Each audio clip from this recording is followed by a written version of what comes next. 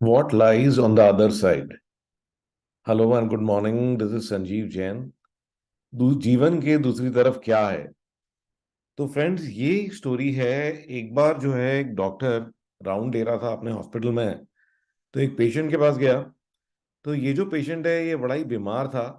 और ये बहुत ही घबराया सा हुआ था। तो उसने डॉक्टर ने उनसे बात करी कि क्या बात है, आप इतने परेशान क्यों लग रहे हो? तो उसने कहा, डॉक्टर साहब, मैं ना मरने से बहुत ही डरता हूँ। तो I am afraid to die.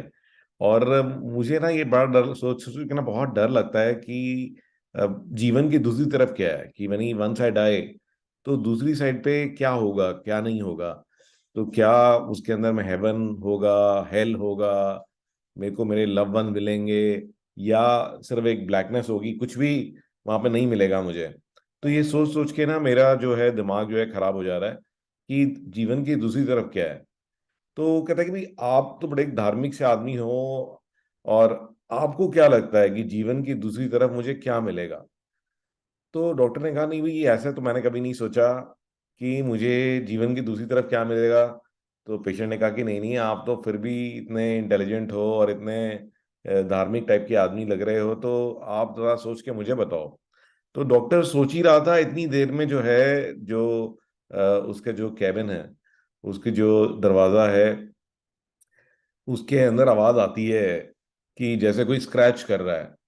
तो डॉक्टर गया और उसने दरवाजा खोला। तो उसने देखा कि उसका जो डॉगी है, एक उसका कुत्ता जो है, वो अंदर आ गया कमरे में और अपनी जो है पूंछ हिलाने लगा, कि भी एकदम खुश हो गया देख करके। और वो एक्चुअली में उस डॉक्टर का ही डॉग था। और तब डॉक्टर को एक आइडिया सूझा। उसने कहा कि आपने देखा, ये मेरा डॉग है, आप इससे मिलिए।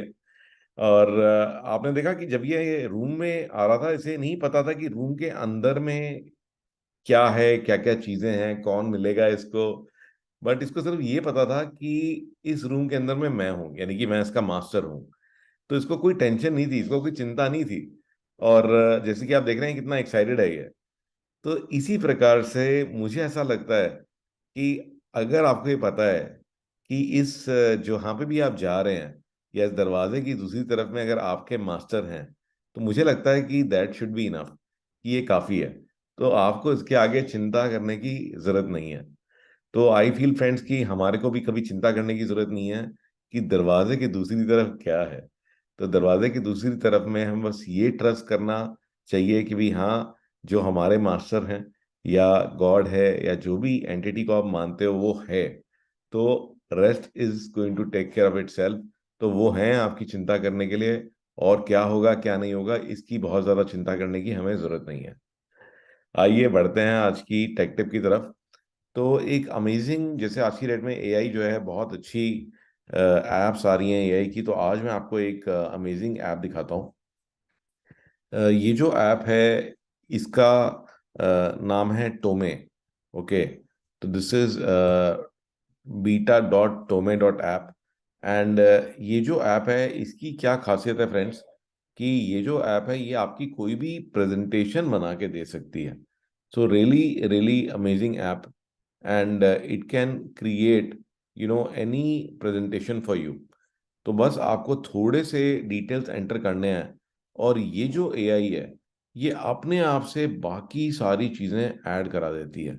तो ये इसका कमाल है कि it can add anything, it can add anything for you. Okay, it can help you create, it can help you create a amazing presentation. तो इसको जरूर ट्राई करके देखिए।